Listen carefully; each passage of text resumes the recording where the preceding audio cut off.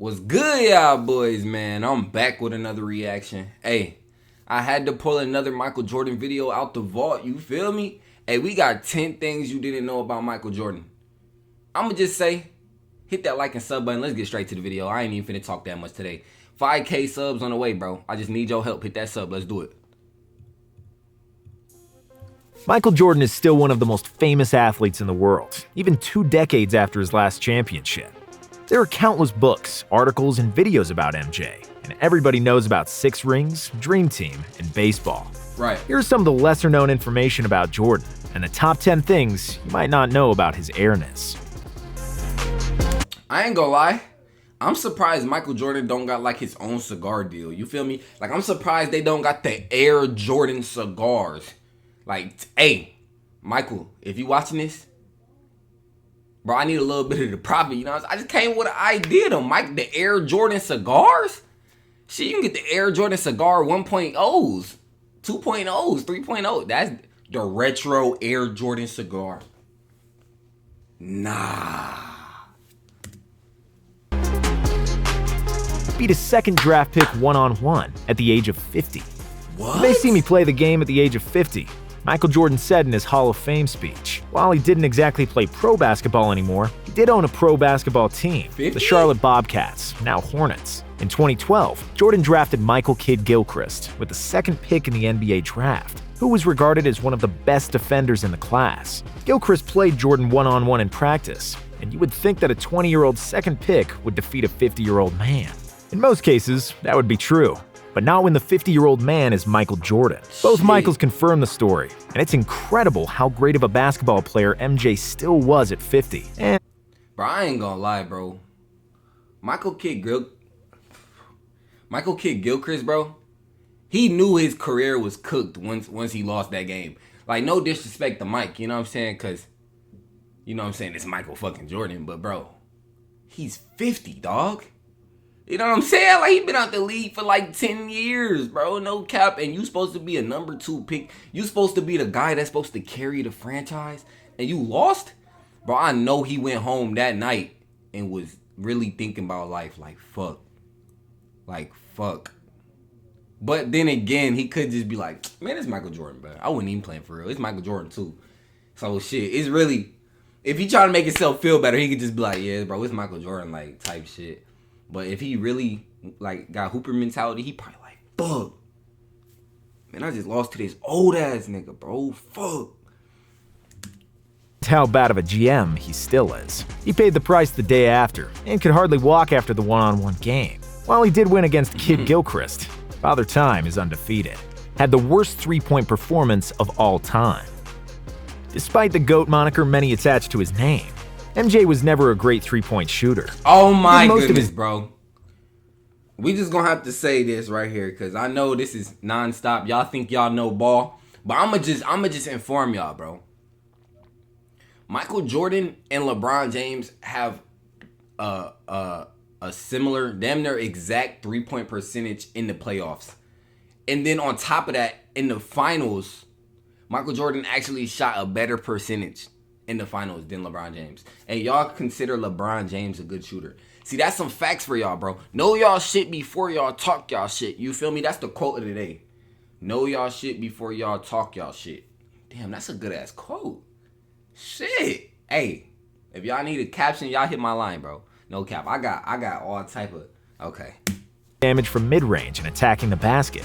And when he scored 6 threes and a half during the 92 finals, even he was surprised, and shrug game became a term. 2 years before the shrug game, MJ decided it would be a good idea to participate in a three-point shooting contest. It was the first and last three-point shooting contest of his career, and for good reason. Jordan sank only 5 three-pointers during the competition, which remains the lowest score in NBA history. Michael started drinking at 27 to battle insomnia. In the first episode of The Last Dance, Jordan describes how he knocked on the hotel door as a rookie, only to see his teammates do cocaine and smoke weed inside. MJ was straight as an arrow back then and never participated in those activities. And his only vice were juices and energy drinks, as he didn't even drink alcohol. That changed around 1990, when a doctor prescribed him a couple of beers before sleep because MJ was battling insomnia. Since that moment, Jordan started drinking, and not only to fall asleep.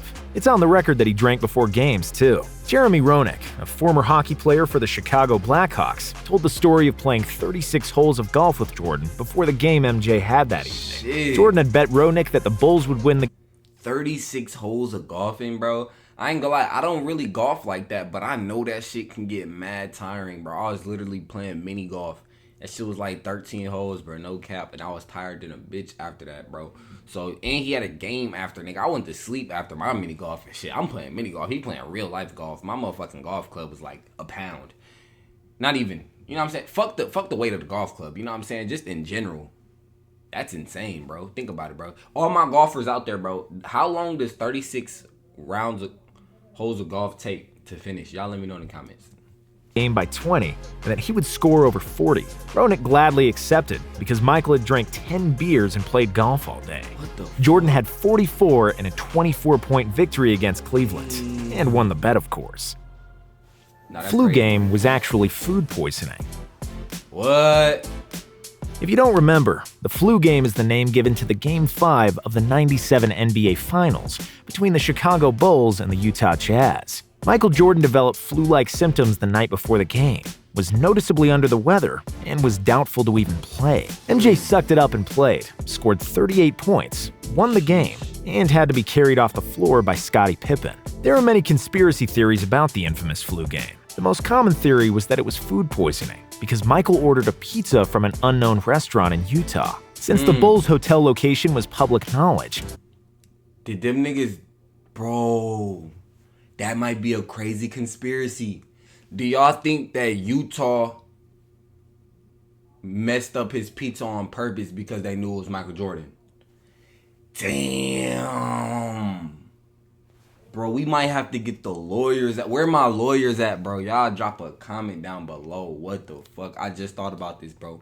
What if the Utah, you know what I'm saying, natives was like, nah, fuck Michael Jordan, bro. We finna get this nigga sick. He not gonna play tonight. We might get this win.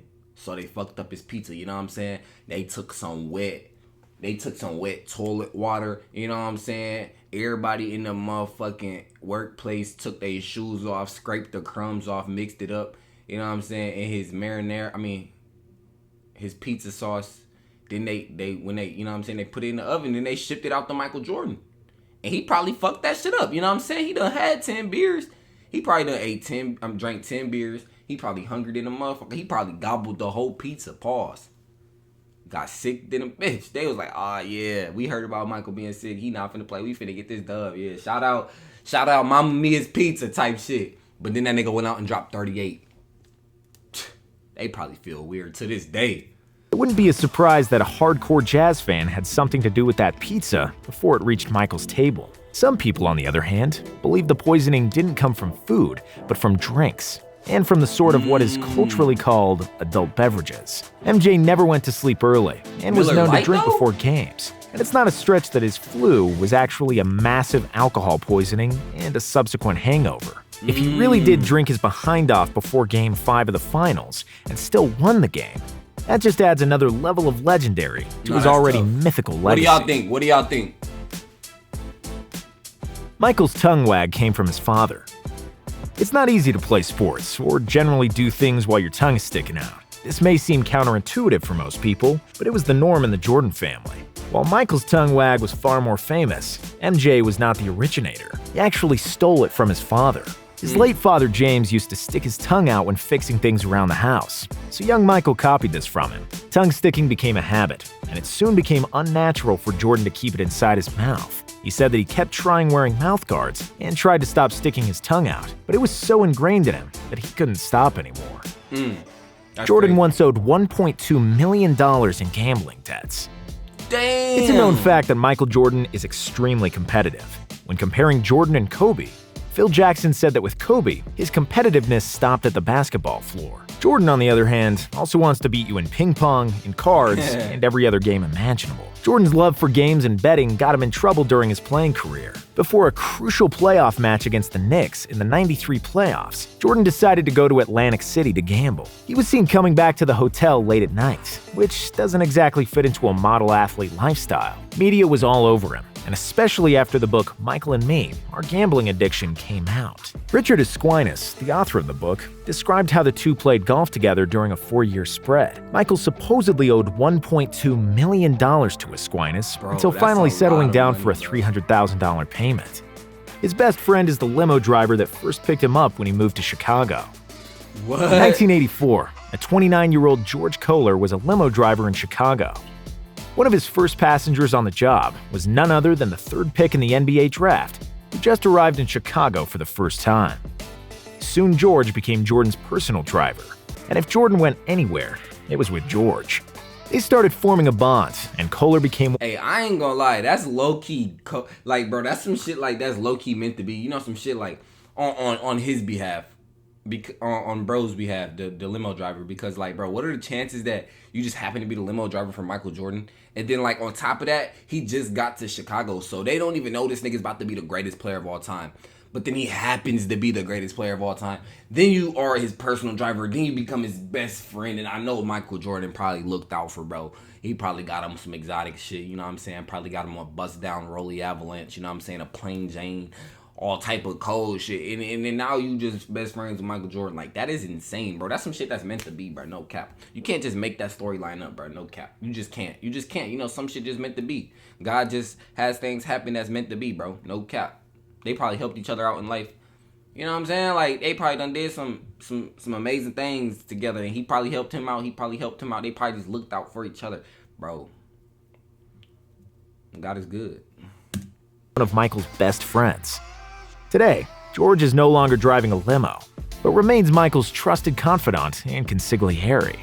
George's phone is filled with numbers of famous people, probably more than Michael himself, because if you're lucky enough to get in MJ's circle, he's still more than likely to shun your call. However, he's going to answer George's call, and that's why many famous people first call George if they want to reach Michael. See what I mean? Donated his entire Wizard salary to 9/11 victims. Wow. In November of 2001, 2 months after the biggest terrorist...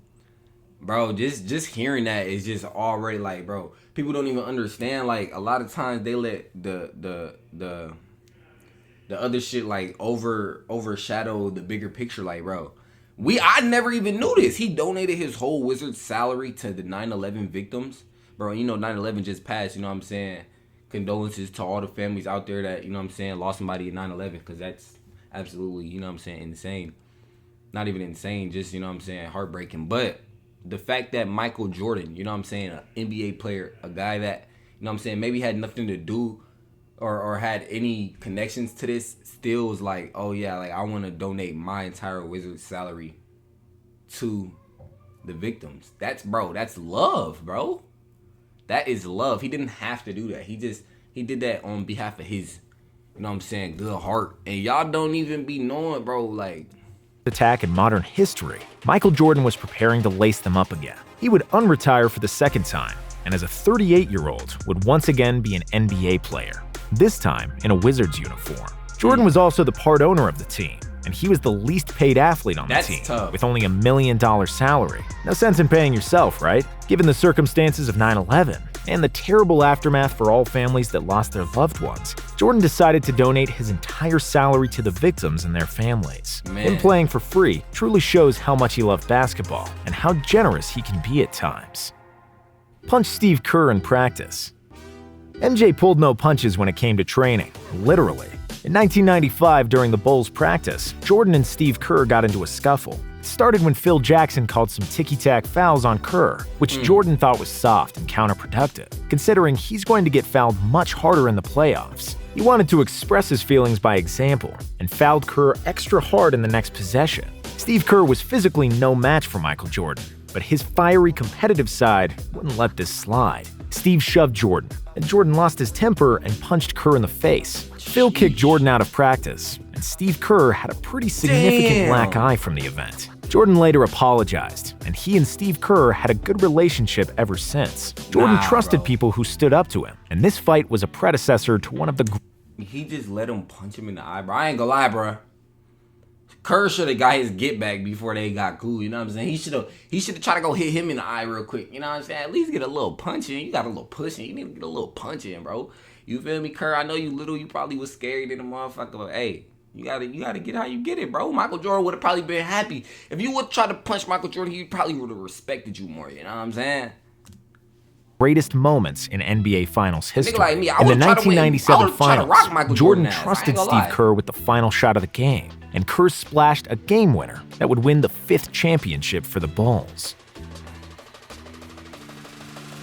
Jordan originally wanted to sign with Adidas. Did you know that Jordan always looks at people's shoes the first time he sees them? And if they're not wearing Nikes, he was about to sign with Adidas? Bro, that shit would have been the weirdest shit ever. What do y'all think would have happened? Would the Jordan symbol have even been a thing? Whoa, niggas would have been wearing 3 stripes. Nah, that's insane. disapproves and often confronts people about it.